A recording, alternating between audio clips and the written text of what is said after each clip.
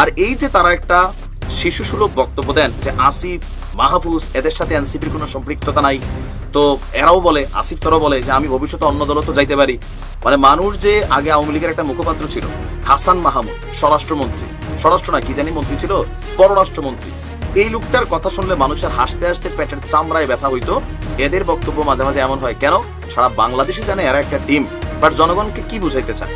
তো এই যে বুঝাবুঝির খেলাটার মধ্যে সে পেস্টা লাগা যায়। আমি নিজেও বুঝি না ইশরাক যদি আইনিভাবে কথার কথা যে এইটাকে হয় না, তো ভাই ওই যে উত্তরের জেলা প্রশাসক যেভাবে মানে সিটি কর্পোরেশনের প্রশাসক যেভাবে নিয়োগ দিচ্ছেন ইশরাককে দিয়ে দেন, সে তো এই সিটটার দাবিদার।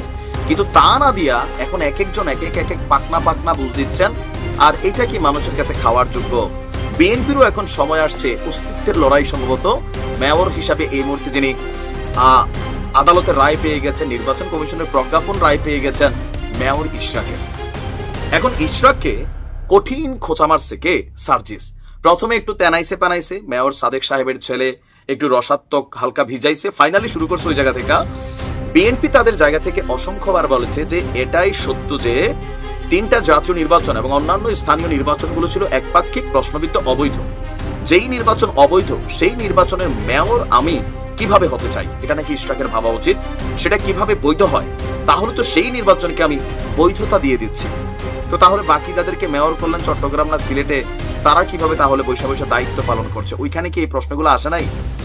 তার বক্তব্য হচ্ছে সার্জিসের যে তাহলে ঢাকা দক্ষিণ সিটি কর্পোরেশনে শুধু ইশরাক ভাই কেন, সকল জেলা পরিষদ, উপজেলা পরিষদ, সিটি কর্পোরেশন, ওয়ার্ড, সংসদীয় আইনে সবাইকে তাদের জায়গায় ফিরিয়ে দেওয়া উচিত। এইটাও আবার সত্য, যদি ইশরাককে ম্যান্ডেট দেওয়া হয় তাহলে বাকি যারা আছে তাদেরকেও তো জায়গা দিতে হবে।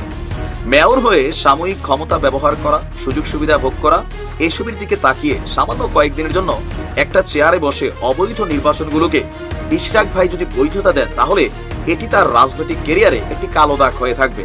বিএনপির নেতাকর্মীরা মনে করছে তোমার থেকে শিক্ষার দরকার নাই কোনটা কালো দাগ হবে কোনটা সাদা দাগ হবে, কারণ তুমিও তো ভাই সাবেক ছাত্রলীগ, এখন তোমার রাজনীতিতে একটা কালো দাগ আছে, তুমি এখন সাদা দাগে আসছো। এবং বিএনপির নেতাকর্মীরা দেখছেন আসিফের ছবির মধ্যে কিভাবে দামি দামি স্যান্ডেল দিয়া তারা এই যে একটা ঘটনা করছে, যেটা নিয়ে সারা বাংলাদেশের অনেকে নিন্দাও করছেন, অনেকে মনে করতেছেন না যে এগুলো